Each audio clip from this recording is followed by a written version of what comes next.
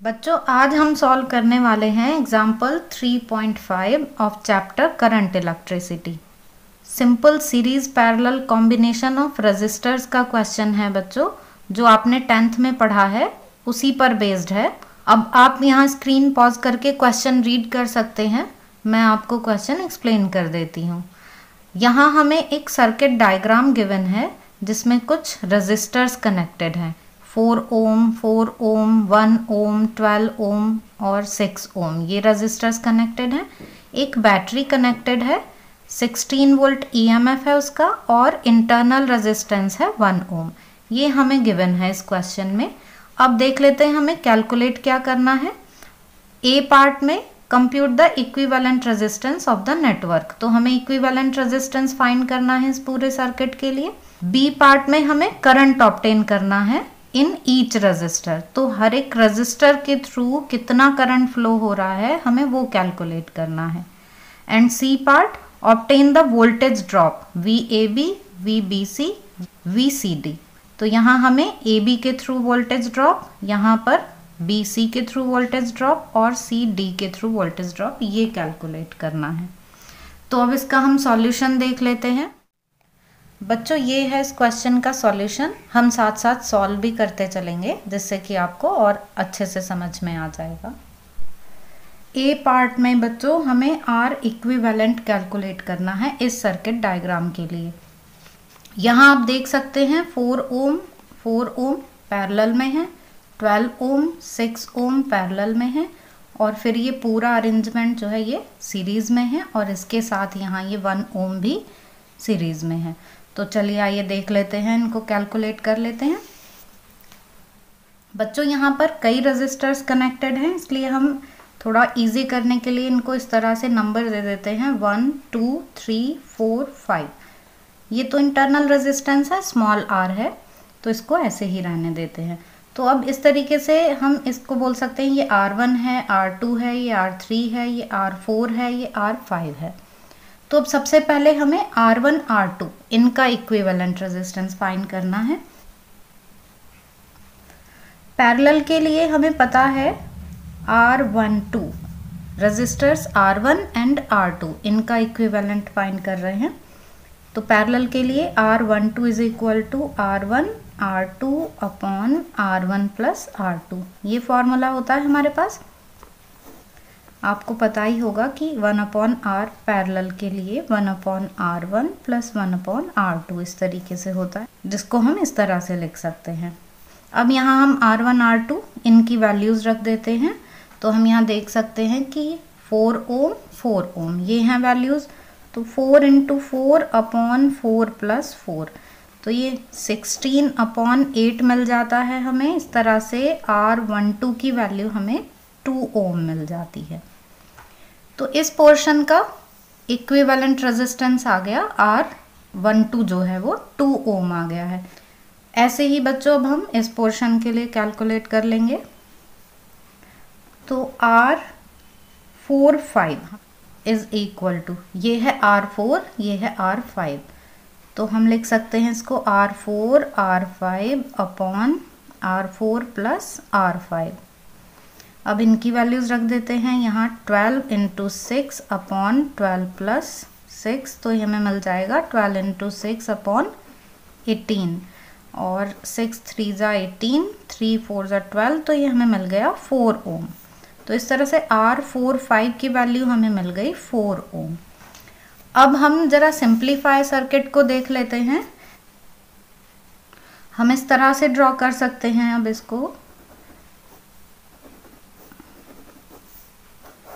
ये हमारा simplified circuit हो गया, जिसमें ये वैल्यू R12 2 ओम आ गई, ये हमें 1 ओम गिवन है और ये हमको 4 ओम मिल गई थी।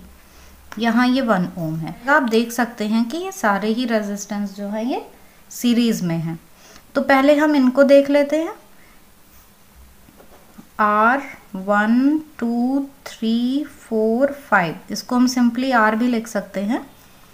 ये हमारे पास आ गया 2 + 1 + 4, इज इक्वल टू 7 ओम। तो जो एक्सटर्नल रेजिस्टेंस है बच्चों उसका इक्विवेलेंट 7 ओम है। अब हम इंटरनल रेजिस्टेंस को भी इसके साथ ऐड कर देंगे क्योंकि टोटल रेजिस्टेंस पूछा है हमसे। तो जो R इक्विवेलेंट हमें मिलेगा उसको हम लिख सकते हैं R प्लस R, और ये हो जाएगा 7 प्लस 1, ये 1 ओम है ना, तो इस तरह से 8 ओम मिल जाएगा हमें। तो ये R इक्विवेलेंट हमें 8 ओम मिल गया है। बच्चों ये आप सॉल्यूशन का स्क्रीनशॉट ले सकते हैं।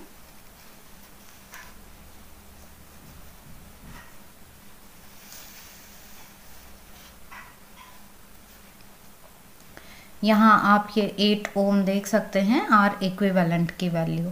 अब बी पार्ट देख लेते हैं।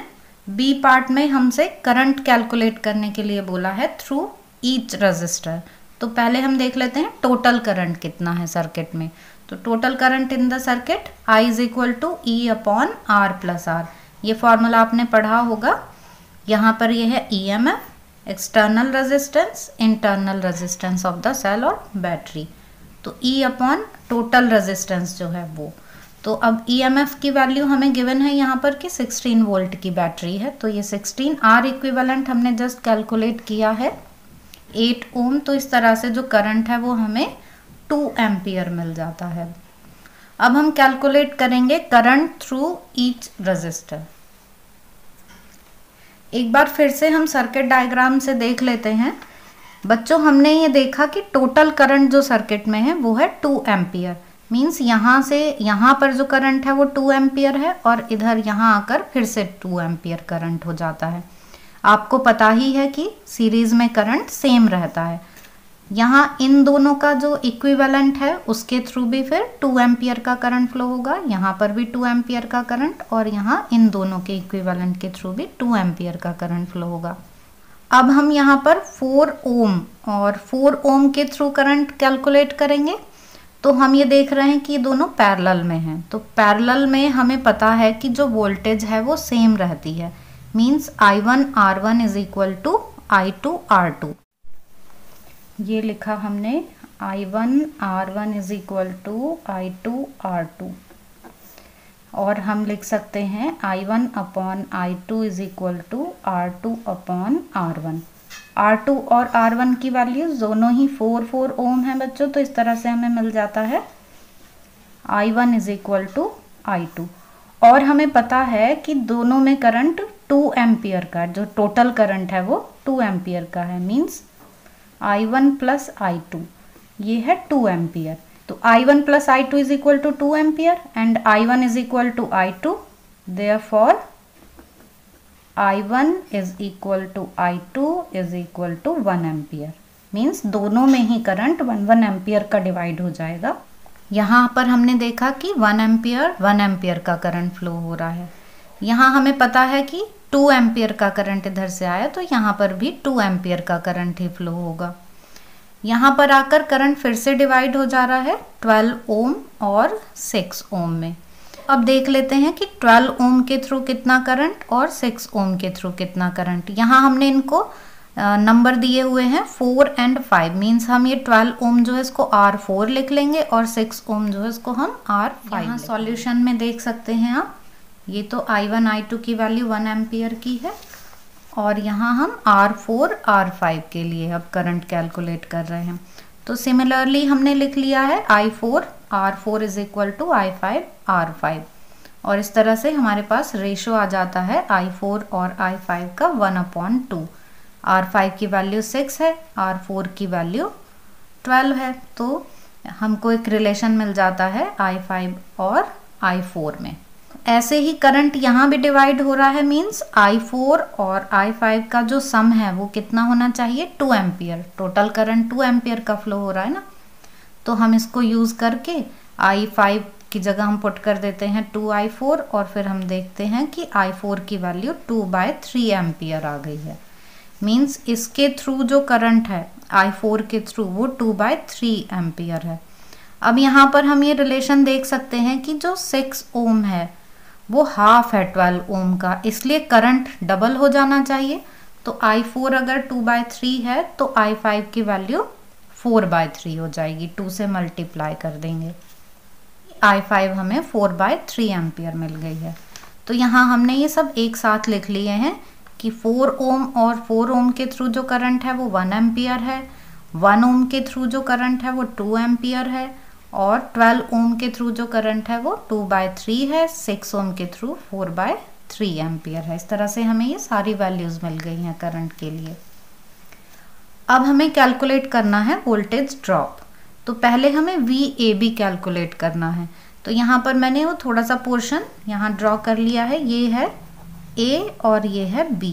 तो हमें वोल्टेज ड्रॉप AB के अक्रॉस कैलकुलेट करना है। V is equal to IR formula होता है। अब यहाँ करंट कितना है, जो टोटल करंट यहाँ से जा रहा है ये है 2 एम्पियर, और इन दोनों का इक्विवेलेंट रेजिस्टेंस, मतलब हम इसको इस तरह से ड्रॉ कर सकते हैं।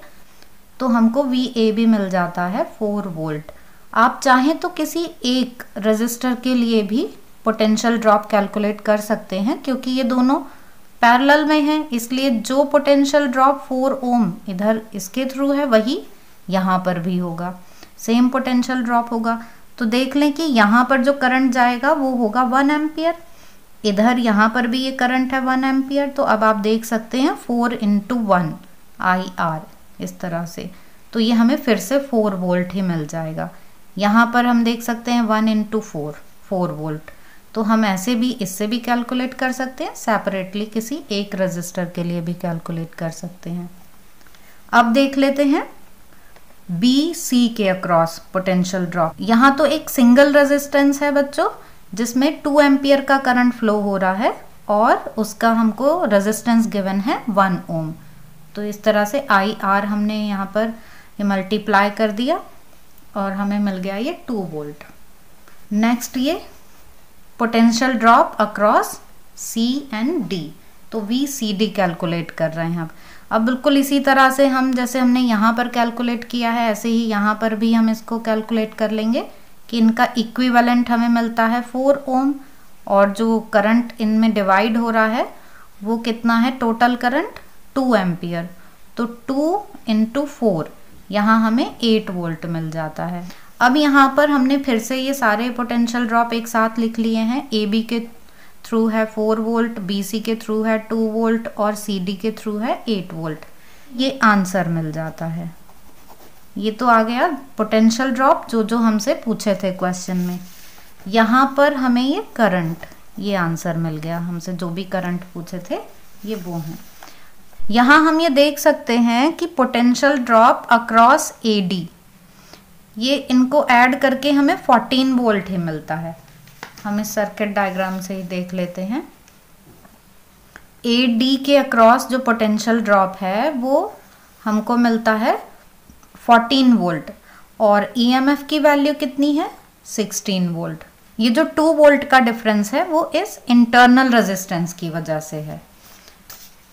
तो जो 2 वोल्ट का लॉस आया वो इंटरनल रेजिस्टेंस 1 ओम की वजह से आया, क्योंकि यहाँ पर करंट जो है वो 2 एम्पियर का है और इंटरनल रेजिस्टेंस है 1 ओम। तो यहाँ जो पोटेंशियल ड्रॉप V = IR से हमको ये 2 वोल्ट मिल जाएंगे। तो इस तरह से ये पूरा 16 वोल्ट कंप्लीट हो जाएगा।